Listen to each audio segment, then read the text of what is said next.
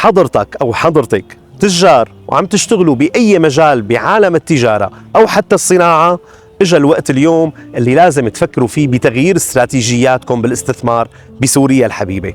لازم نفكر باستراتيجية واضحة لاستثمار الأموال، سواء اللي هي عم تتشغل وعم بتكون على الأرض بالمحلات وبأماكن التجارة المختلفة، سواء من الديون الموجودة، سواء إلنا لصالحنا أو علينا لصالح الموردين.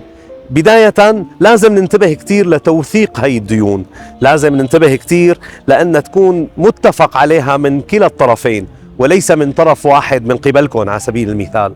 بنفس الوقت الناس اللي ما عم بقدر اتواصل معهم لأي سبب من الأسباب بسبب الظروف الحالية، لازم أنا وثق لهم حقوقهم اللي إلي أو اللي علي بأوراق رسمية من شركتي أنا داخليا، واحتفظ بهي الأوراق بمكان منعزل عن باقي الأوراق اللي بيتم تداولها بشكل يومي، لحين ما أقدر أني أنا أستثمر بالتواصل معهم من جديد.